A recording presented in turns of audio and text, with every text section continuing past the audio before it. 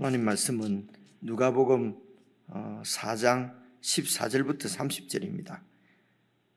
93페이지 신약성경 14절부터 30절까지 한 말씀씩 저와 여러분이 나누어서 읽겠습니다.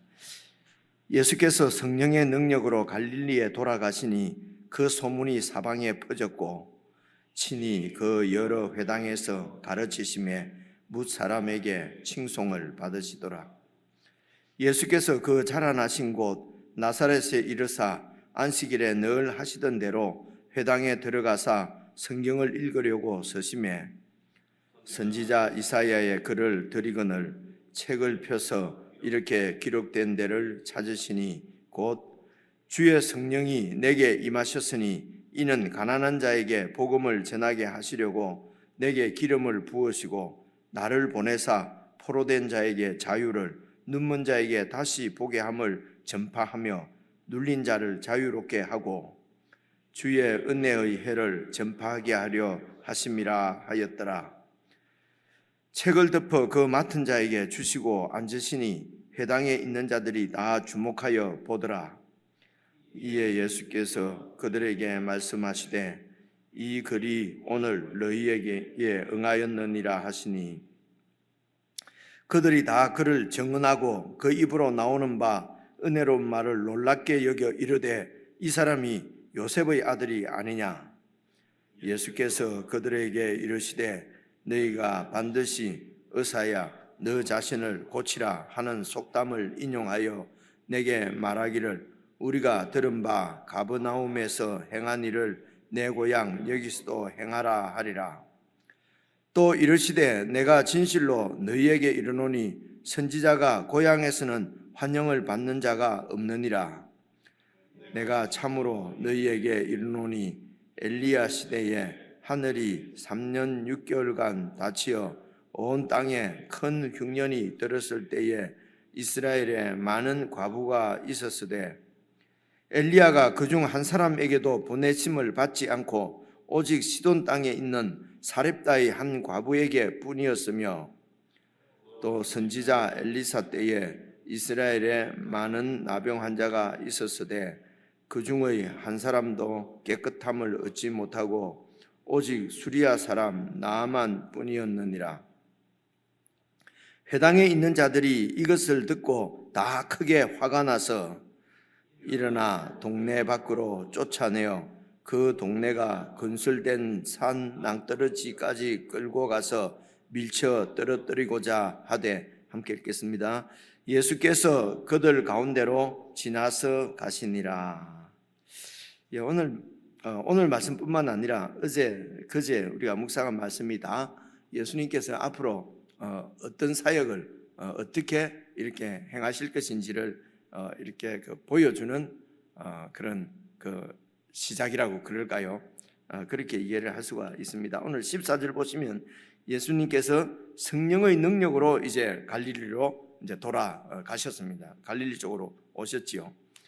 그래서 이게 성령의 능력이라는 말씀이 여러분 그 22절, 21절 보시면은요.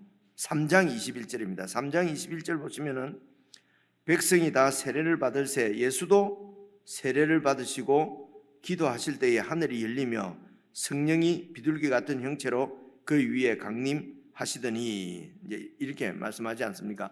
그러니까 예수님께서도 이제 세례를 받으셨습니다. 근데 21절에 백성이 다 세례를 받는데 이 백성이 세례를 받는 것은 이제 그 세례 요한에게 세례를 받지 않습니까? 세례 요한에게 세례를 받을 때에 이제 세례 요한의 세례는 회개의 세례라고 그렇게 말씀하지 않습니까? 앞으로 계속 이제 안 가도 되겠지요. 그래서 요한도 말하기를 내 뒤에 오시는 분은 성령과 불로서 세례를 주실 것이다. 이제 이러셨거든요. 그러니까 지금 그 백성들이 이제 세례받는 건 회개의 세례인데 그래서 우리가 아시다시피 예수님은 회개할 그런 죄가 있으신 분이 아니잖아요. 그러니까 이런 세례를 받으실 이유가 없으신데 어쨌든 세례를 받으시고 그러니까 성령님께서 임하시지 않습니까?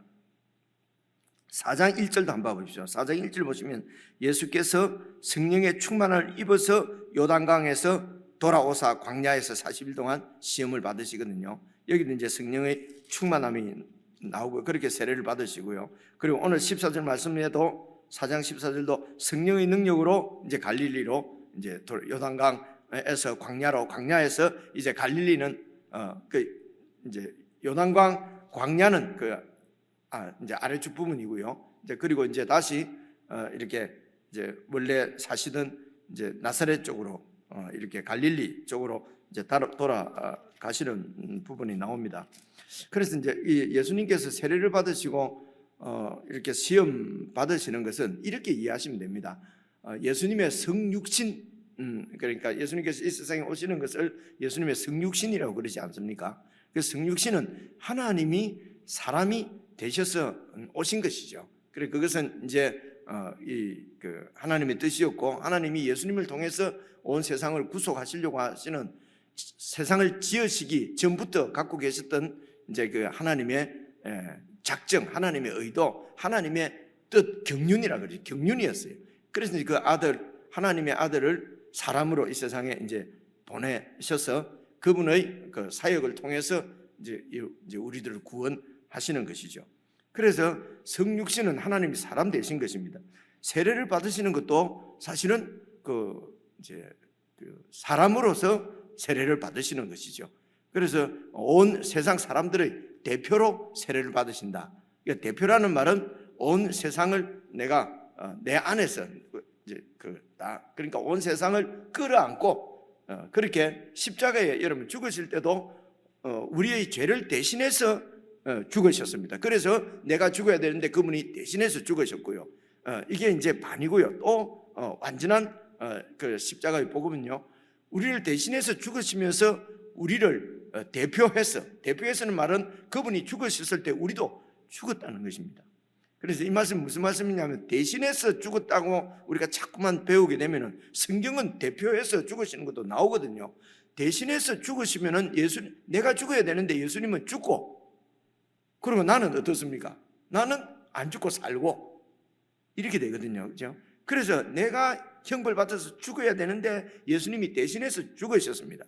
그래서 대신해서 죽으실 때에 죄 덩어리인 나 자신도 함께 포함해서 죽으셨단 말입니다. 그래서 예수님이 죽으실 때는 나도 죽은 것입니다.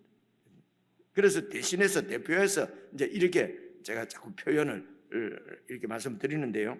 그 이제 세례를 받으실 때도 죄인들을 대신해서, 세례는 이제 회개하는 거니까요. 죄인들을 대신해서, 그리고 죄인을 대표해서 이렇게 이제 정말 회개한다는 말은, 그래서 하나님께로 완전히 돌이킨다는 말은 새 사람이 된다는 것이 않습니까? 그렇죠? 그래서 예수님께서 새 사람이 되시는 것입니다. 원래 그분은 새 사람이 되시고 하시는 분이 아닌데 우리를 대신해서, 우리를 대표해서, 이게 성육신의 의미거든요. 시험도 마찬가지입니다. 시험도 예수님은 원래 신분이 하나님이세요. 그리고 이 사탄은 피조물입니다. 시험을 하신다면은 창조주가 피조물을 시험하는 것이지, 이 사탄이 창조주 하나님이신 예수님을 시험한다는 것은 말이 안 되는 얘기예요. 그런데 예수님이 이제 여러분 4장 1절도 보면 그 광야로 가신 것은 성령께서 이끌어서 사탄에게 시험 받으시러 성령이 사탄에게 데리고 갑니다. 여러분, 예수님이 받으신 광야의 시험은 사탄이 찾아와서 예수님을 막 넘어뜨린 게 아니에요. 예수님이 자진해서라기보다는 성령에 이끌려서 광야로 나가서 시험을 받으시거든요. 그래서 이것도 우리를 대신해서, 우리를 그리고 대표해서 시험을 받으시는 것입니다. 그래서 우리는 아담 안에서, 아담이 이 시험에 실패했잖아요. 그래서 우리는 아담 안에 속해서 아담과 함께 죄를 지어서 이렇게 심판 가운데 떨어졌거든요.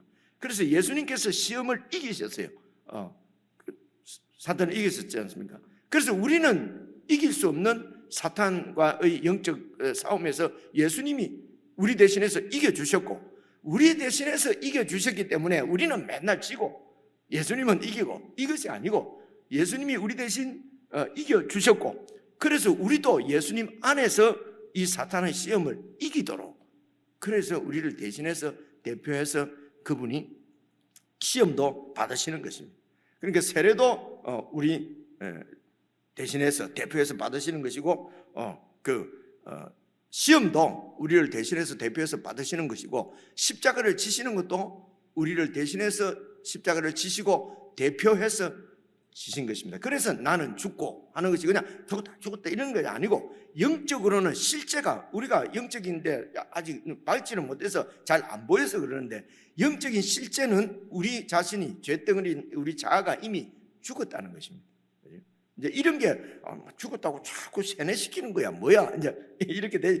그러니까 이제 이 육신으로서는 이제 이런 것들을 그래서 세상에 있는 모든 것들을 우리가 인식하는 것은 오감을 통해서 인식을 합니다. 이렇게 만나는 것은 미각, 그죠? 냄새는 후각, 이렇게 시각, 청각, 촉각 이런 걸 통해서 부드럽다, 뭐 이렇게 인식을. 그러니까 눈이 있으니까 이렇게 여러분들도 보이고, 우리 건물이 참 이쁘고 아름답고 이런 게 다 보이는 거거든요.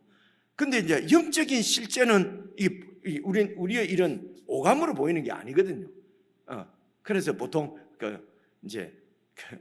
이거는 이제 그냥 약간 우스갯소리지만 그래도 좀 저는 안에 진리가 있다고 생각하는데요. 그리고 오감으로 다 이렇게 하는데, 여인들에게 있는 건 육감이고요, 남자들한테 잘 없는 그 여성들에게는 육감이 있어가지고 혹시 밖에서 좀 나쁜 일 하고 돌아오면은 아무런 증거도 없는데도 여인들은 알잖아요. 이 여성들은 육감으로, 육감에 좀 더디, 남자들은 좀 더디고. 그리고 이제 칠감, 이 칠감은 어떻게 인식을 하느냐? 이건 믿음으로 인식하는 거죠. 그렇죠? 이러면은 이제 우리가 이렇게, 그래서 이 영적인 실제는 이제 믿음으로, 하나님의 말씀을 믿는 믿음으로 이제 보이는, 눈이 열리는 것이란 말입니다. 그래서 이 영적 실제는 예수님이 우리를 당신 안에 포함시켜서 죽으셨기 때문에, 우리가 예수님이 달린 그 자리에 내가 달려 있는 것을 이렇게 보는 것이 사실은 그 믿음의 눈이거든요. 영적 실제입니다.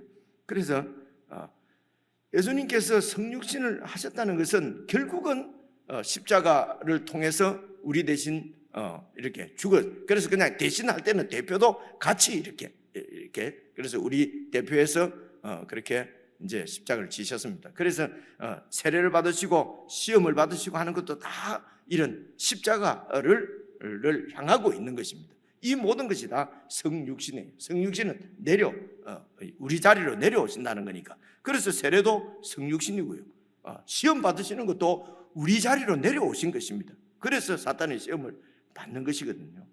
그래서 말씀드리고자 하는, 이런 모든 우리를 대신하시고 대표하셔서 사역하시는 모든 사역을 예수님은 하나님의 아들이기 때문에 이 땅에서도 하나님의 아들의 능력으로 막 이렇게 기적을 베풀고 막 사역을 하시는 것이 아니고, 이 모든 예수님의 삶에는 다 성령님의 그 임재가 있었어요. 그래서 세례를 받으실 때에 3장에서 성령께서 임재하시고, 그리고 4장에 성령의 충만함을 받아서 사탄의 시험을 이기시고, 오늘 오늘 4장 14절 이제 갈릴리로 오셔서 그야말로 실제적으로 우리가 예수님의 공생애라고 하는 공생애의 사역이 오늘 말씀부터 시작되거든요. 그래서 오늘 말씀에도 예수께서 성령의 능력으로 이제 이 공생애를 시작하십니다. 이제 이 말씀 드리려고 말이 참 길어졌습니다.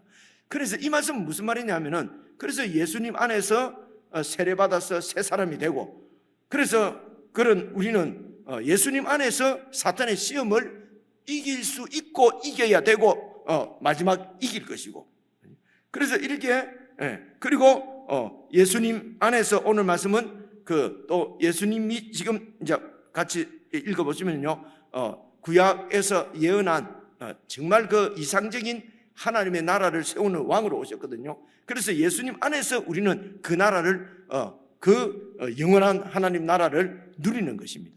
그래서 이렇게 예수님 안에서 새 사람 되고, 예수님 안에서 이렇게 그 사탄을 이기고, 예수님 안에서 이 나라를 누리는 모든 일에는 우리의 의지나 결단이나 결심, 옛 사람으로 되는 것이 아니고 성령의 임재와 성령의 충만함과 성령님의 인도를 받아서 이루어지는, 그래서 새 사람은 뭐냐? 내 마음대로 내 뜻대로 하는 것이 아니고 성령님의 인도를 받을 수 있는 그런 사람으로 바뀌는 것을 새 사람이라고 그래요. 그래서 옛 사람은 성령의 인도, 성령하고는 아무런 관계가 없는 사람이 옛 사람이고요. 그리고 오늘 우리는 이제 성령의 인도를 받는데, 그런데 아직도 우리가 이 땅에 살기 때문에 그 성령의 인도를 놓치면은 성령의 임재를 요나처럼 무시하고 그냥 막 기도하고 무시하고 그냥 이렇게 그렇게 하면은 소위 사탄의 시험에도 넘어지기도 하고요. 그죠? 그래서 사탄 시험에 넘어지고 죄를 짓고 이럴 때는 내가 열심을 안 해서 그런데 뭐하다 그래서 또 막 열정적으로 부르짖고 기도하고 이렇게 한다고 해서 회복이 되는 게 아니에요.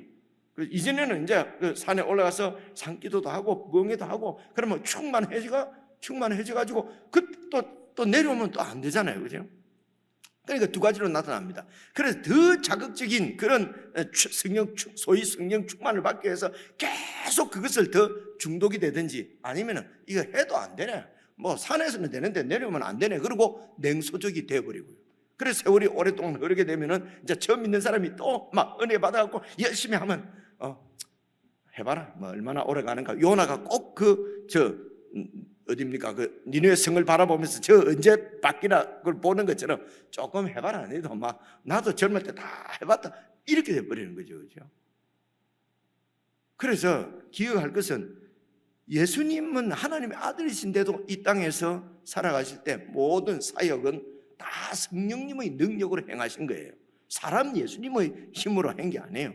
사람은 우리하고 똑같은 사람으로 오셨다고 히브리서에 나와 있어요. 히브리서를 잘 읽어보시면 예수님은 사람으로 오셨어요. 그래서 우리처럼 우리가 당하는 어려운 고난을 다 당하신 것입니다. 그래서 우리의 이런 고난의 어려움을 체휼하지 아니하신, 그러니까 동정하고 도울 수 있는 우리의 참 대제사장이 되신다. 이게 히브리서 2장, 3장, 4장 그 설명만. 그래서 하나님의 아들이라도 고난을 통해서 순종을 배웠다 이래 돼 있거든요. 이런 말씀을 이제 우리 이제 목사님한테 예수님은 하나님이니까 고난을 통해서 예수님도 순종을 배웠다는데 이러면 심한 사람은 성경이 틀렸다 그래요. 예수님은 하나님의 아들인데 무슨 소리냐고 이래요, 그죠? 그러니까 또 우리가 똑같은 사람으로 오신 것입니다. 그런데 그분이 어떻게 해서 이렇게 기적도 행하시고 어떻게 해서 시험도 이기시고 십자가의 그 아픔도 견디시고 제자의 배반도 견디시고, 제자가 내하고 같이 그 밥그릇에서 밥 먹던 사람, 이게 이제 그 한 식구잖습니까?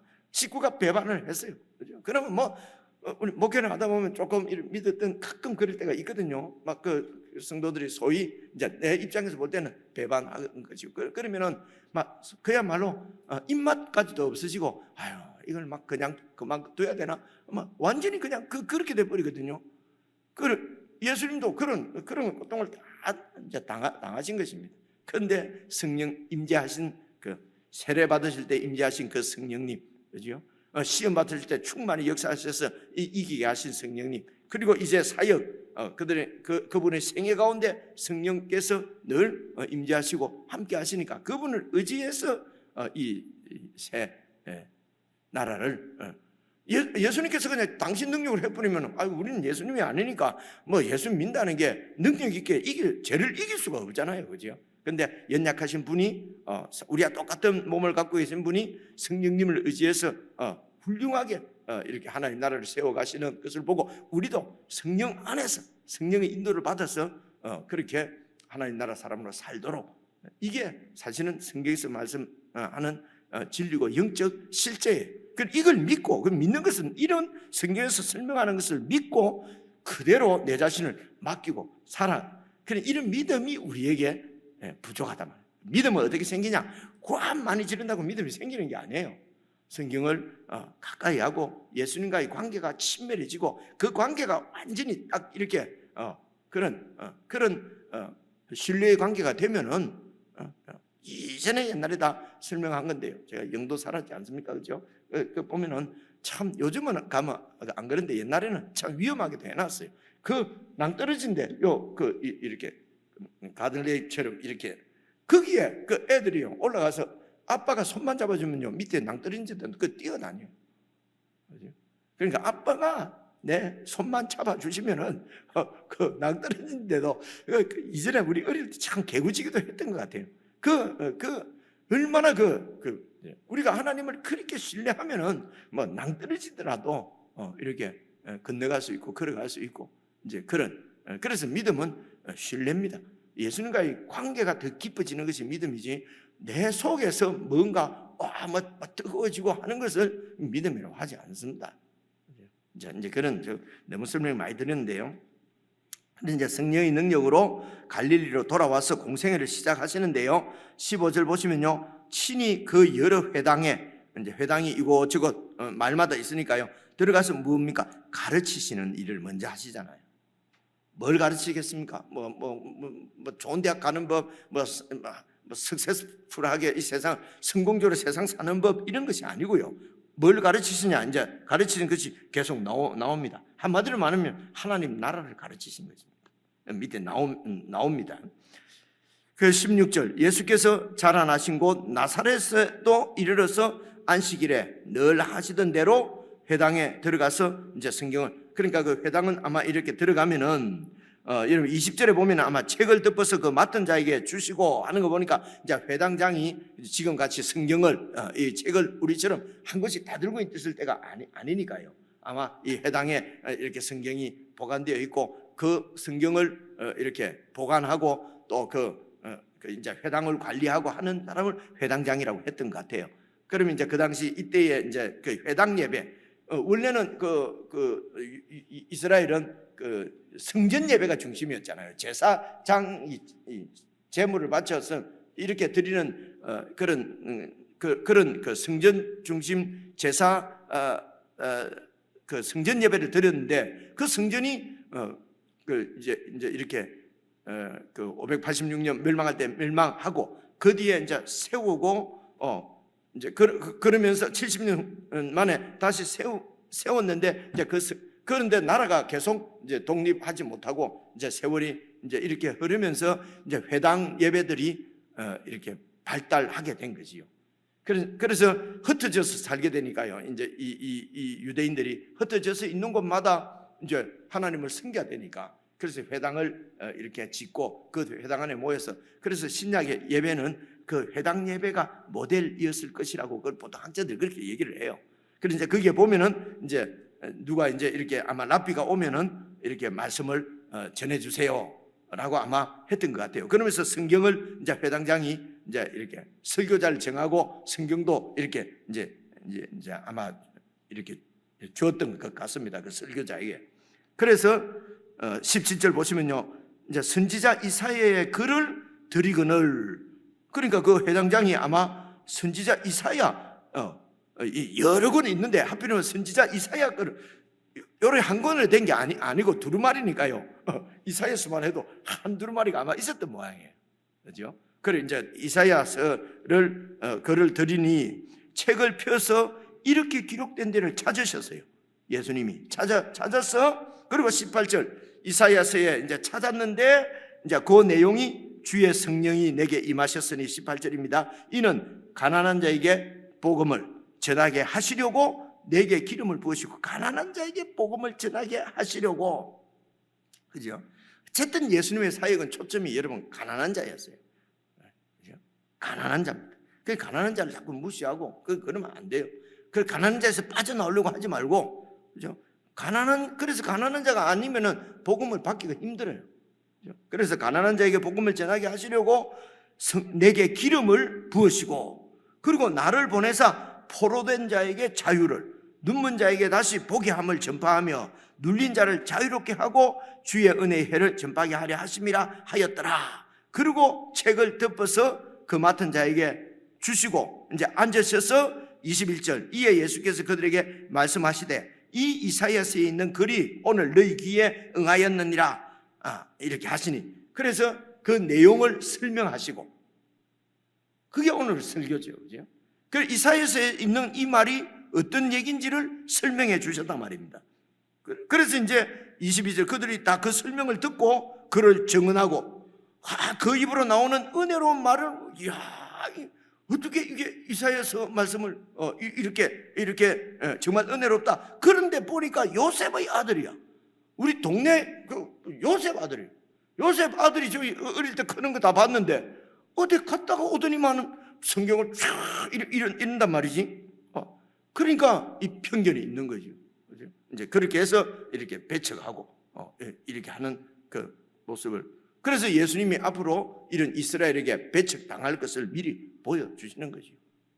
목수의 아들이 아니 갈릴리에서 어떻게 우리의 구주가 나실 수가 있느냐? 우리의 구주가 그런 아주 그 출신이 완전히 나사렛 출신이라는 것을 받아들일 수가 없는 거지요. 아니 도대체 우리 구주, 죄송합니다, 정말 죄송합니다, 이런 생각이에요. 우리의 대통령이 상고 출신이고 우리의 대통령이 그냥 막 손영욱 출신이고 받아들일 수가 없는 거지요. 이제 이런 게 있단 말입니다. 사람들에게 이런 게 속에, 그러니까 예수님을 도저히 구주로 인정을 할 수가 없는 거지요. 그래서 밀어서 죽이려고 그러는 거예요. 밀어서 죽이려고. 그죠? 그래서 편견이 이런, 그리고 익숙한 사람이에요, 이게. 그죠? 익숙한 사람. 근데 예수님은 그런 가난한 자, 지금 포로된 자, 완전히 지금 나라를 잃고 억압 가운데 있잖아요. 그죠? 이런 그 강대국에 그렇게 해서 자유를 잃고 그렇게 흐드기는 그 가난한 자들을 구원하시러 오셨다는 것입니다. 그죠? 그래서 그들과 그래서 그들을 구원하기 위해서 로마를 때려 부수고 헤롯 정권을 때려 부순 것이 아니에요. 그래서 이 모든 가난한 자를 이렇게 복음을 전하고 해방시켜 주시고 하는 이런 모든 것은 다 물질적인 게 아니고 영적인 것입니다. 그럼 물질적인 것은 하나님이 관심도 없냐? 관심이 없다는 것이 아니고요. 예를 들어 물질을 가지고 만약에 그 가난에서 빠져나가게 한다면요, 얼만큼 더 해야 풍요를 누릴 수 있겠냐 말입니다. 우리가 얼마나 줘요. 그러니까 이만큼 가지면 이만큼 가지고 싶고요. 우리가 다 알잖아요. 이게 우리 욕심 때문에 그렇다는 것입니다. 또한 어떤 자유가 그냥 이렇게 육체적으로 아무런 구금이 없고 자유로운 세상에 살잖아요. 그런데 왜 이렇게 사람들이 생명을 버립니까? 막 권태롭고, 그죠? 영적으로는 이게 도저히 해방을 누리지 못하는 거예요. 그죠? 월요일만 되면 그냥 아무도 자유를 억압 안 하는데도 내가 나를 막 스트레스, 아무도 우리를 이렇게 막 누르지 않는데도 우리는 그냥 스트레스를 받잖아, 모든 일이. 그죠? 그래서 이런 물리적인 것은 아무리 자유를 주고 편안하게 해주고 풍요롭게 해줘도 만족을 못 누린단 말입니다. 그날 뿐이라는 거죠. 그리고 이 모든 이런 불만의 근원에 내 욕심, 욕망이 있다는 거예요. 그래서 이 욕심을 이제 제거하는, 그래서 부처님도 그죠? 이 108번뇌에서 벗어나는 것은 이 욕심의 근원인 내가 없어지는 것이다. 그래서 무아지경으로 들어가는 것이 해탈이에요. 왜 이게 불경 얘기를 하냐? 이게 성경하고 비슷해요. 그래서 성경만 붙잡고 있다가 젊은 애들이 어디 가서 불경 들으면 와, 불경하고 성경하고 똑같더라 이러면서 가는 경우가 많아요. 그런데 무아가 되지를 않다면 무아가 되지를 안 해요. 어떻게 내가 없는 것이 어떻게 됩니까? 그는 수양하고 수도한다고 되는 것이 아니고, 예수님을 믿어서 된다는 말은 그냥 예수님만 믿으면 된다가 아니고요. 예수님께서 죽으실 때 나도 함께 죽은 것을 믿는 것이에요. 나는 죽었구나. 그죠? 그래서 이 욕심이 죽고 성령의 그 안에서 성령의 인도로 살아가는 내 자로 새롭게 변화되는 것. 그래서 그런 욕망과 욕심에 완전히 찌들려 있는 화신인 내는 죽고, 그죠? 성령님의 인도를 받는 하나님의 나라, 영적인 나라란 말이에요. 그래서 그 이름을 예수로 하라. 이는 그가 자기 백성을 그들의 죄 가운데서 구원하러 오신 왕이시다. 이렇게 하고 있거든요. 그죠? 죄 가운데서. 그래서 세상의 정치 제도나 세상의 어떤 이런 것이 우리를 참으로 구원하지 못합니다. 그런데 왜 거기에 올인하는지 모르겠어요. 예수 믿는 사람들이. 예수 믿는 사람은 이 시험을 이기는데 어떤 상을, 로마의 압제 가운데서도 혹시 저보고 또 저쪽이나 할까 봐서 내가 얘기하는 것입니다. 이쪽도 저쪽도 아닙니다. 이쪽 저쪽이 아니고 정말 예수 믿는 하여튼 막 그리고 생각을 좀 깊이 해보시란 말입니다. 묵상하실 때 시간이 돼서 그냥 그만해야 되겠는데요. 일단 18절 19절을 보시면요, 예수님께서 찾으신 이 성경이 오늘 우리는 이사야서 61장 1절 2절에 있어요. 근데 이렇게 61장 1절 2절 이렇게 다 구분한 게 불과 몇백 년 안 돼요. 그 이전에는 그런 게 없었어요. 이해가 오죠? 무슨 말인지. 그래서 18절 19절이 이사야서 61장 1절 2절 찾으면 여기 딱 나와요. 그죠? 그래서 여기에 보면은 19절에 보면은 주의 은혜의 해를 전파하게 하려 하심이라 이래 돼 있잖아요. 그래서 이사야서 61장 가면 이 은혜의 해가 바로 구약 성경 레위기 25장에 보면 나오는데 희년이라는 말씀 들어보셨죠? 희년은 여러분 안식일은 7일째 7일마다 돌아오는 것이고요. 그리고 안식년이 있습니다. 안식년은 7년에 이렇게 이제 한 번씩 돌아오는 게 안식년이거든요. 근데 7년에 돌아오는 안식년이 7번. 7번 하면은 그렇게 안식년이 7번 가면은 49년이잖아요. 49년 그 다음 해 50년째를 희년이라고 그래요. 그래서 이 희년이 되면은 희년의 특징이 여러분 레위기 그 25장 보면은 나와요. 희년이 되면은 일단 땅을 늘 이렇게 경작을 하잖아요. 그죠? 이 희년이 되면은 땅을 경작을 안 해요. 휴경이라고 그럽니다. 그러니까 농사를 안 한단 말입니다. 농사를 매번 하니까 이 땅이 그냥 더 이상 막 소출도 못 내고 이러잖아요. 그 땅을 그냥 묵힌단 말입니다. 안식시킨다는 겁니다. 사실은 근데 안식을 안 하지요. 사람도 7일마다 안식 안 하고 땅도 안 놀립니다. 욕심 때문에. 근데 땅을 놀리면은 소출은 더 많아지거든요. 근데 뒤에 더 많아질 값에 일단 그건 소용없고 내가 무슨 먹어야 됐다는 거죠. 봐보세요. 그죠? 이민 이래가 있으면요, 뒤에 오는 후배들은 어찌되든지 말든지 내만 일단 사기를 치든지 편법을 쓰든지 그냥 내만 이득, 그 뒤에 오는 사람들 피해보고 이러는 경우가 많거든요. 이게 인간의 욕심이란 말입니다. 그래서 희년이 되면 일단 땅을 쉬게 해야 됩니다. 그런데 이런 희년법을 안 지킵니다. 사람들이 안 지키는, 그러니까 그 법을 안 지키는 근본적인 이유는 욕심 때문에. 욕심. 무슨 말인지 아시겠죠? 그죠? 그래서 희년 땅을 경작을 합니다. 경작하는 것을 쉽니다. 그리고 이스라엘 사람들 중에서 이런저런 이유로 이제 종이 된 사람들이 있어요. 종에서 전부 다 해방을 시키게 돼 있어요. 그런데 사람이 종에서 해방시켜 줍니까? 안 시켜줍니다. 이게 내 재산인데 왜 해방시켜 줍니까? 그래서 종에서 해방시키게 돼 있고요. 그리고 빚을 내가 다른 사람 빚 준 것도 희년이 되면 전부 청산. 다 풀어줍니다. 그리고 이 희년은 그 대속죄일, 이제 그쪽 달력으로 7월 10일인데요.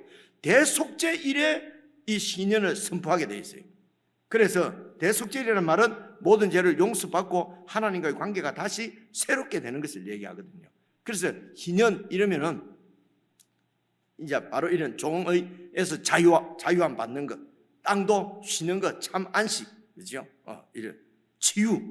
그래서 이제 이것을 이제 희년이라고 얘기를 하는데, 오늘 이사야서 61장에서는 이 근데 희년만 지키면은 그게 완전히 하나님 나라, 이상적인 나라가 될 텐데 희년을 안 지키는 거죠. 그래서 이 희년을 지킬 수 있도록 나라를 세우시러 하나님이 메시아를 보내신다는 거예요. 그래서 하나님이 보내시는 메시아의 사역은 바로 이 희년을 성취해서 희년이 이렇게 작동하는 하나님 나라를 세우시는 것인데, 예수님께서 그 희년에 관한 그 말씀을 이루러, 그 말씀을 성취시키러 내가 왔다는 것입니다. 그 해를 은혜의 해라고 그래요. 이 희자가 한자말로 복희자입니다. 그 뜻이 복이라는 말이에요. 복된 해라는 거죠. 그죠? 그 은혜의 해입니다. 희년, 한국말로 그래 희년이라고 번역을 한 거죠. 그죠? 그래서 이 은혜의 해, 이 희년을 완성시켜서 그래서 새로운 언약의 나라를 세우러 오신 그 나라가 바로 하나님 나라거든요. 내가 하나님 나라의 왕으로 오신 것을 지금 이제 선포를 하시고 이제 그 사역을 시작을 하시는 것이거든요. 그래서 희년의 그 특징, 희년의 완성돼서 세워진 하나님의 특징이 자유와 해방입니다. 이게 영혼의 자유와 해방이에요. 뭐 무슨 정치적으로 자유를 달라. 지금 우리가 무슨 자유 오만데 다 다니는데 뭐 자유가 억압되는 게 뭐가 있습니까? 그죠? 자유와 해방 그리고 치유와 풍요의 나라. 그죠? 이런 희년의 나라를 그 나라의 백성이 우리를 통해서 세상 가운데 전파하려고 하는 것입니다. 그래서 우리가 전파해야 될 나라는 바로 예수님 안에 있는 이런 자유와 참된 해방과 그리고 치유가 병 낫는 것도 병이지만 우리의 이 죄 이것이 다 용서 안 받고 정말 성령 안에서 자유를 누리는 자유롭게 욕심에 매이지 않고 자유롭게 섬기고 또 나누고 베풀고 함께 더불어 용납하고 배제하고 막 정오하고 혐오하는 것이 아니라 용납하고 용서하고 함께 걸어가는 나라가 희년의 나라거든요. 그죠? 이게 구약에서부터 예언되어 있었고요. 그 구약의 예언을 이루시러 예수님께서 오셨고요. 그분의 죽으심과 부활로 이루셨고요. 그죠? 그래서 그 안에서 우리 옛 사람은 욕심은 죽고 새 사람으로 살아난 우리가 성령 안에서 세상 가운데 보여줘야 될 나라가 바로 이 희년의 나라다 말입니다. 어렵죠, 그죠? 우리가 별로 그런 나라는 별로 소용없고 내 많이 내가 많은 축복 이런만 하니까 이런 희년 이런 말이 다가오지는 않거든요.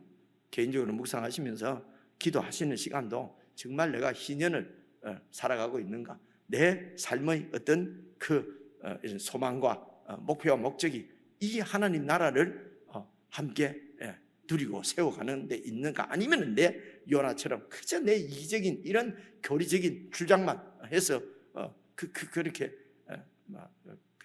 건조한 고백으로 신앙생활을 하고 있는가? 이제 이런 부분들을 잘 시간을 너무 뺏어서 죄송합니다. 개인적으로 묵상하시겠습니다.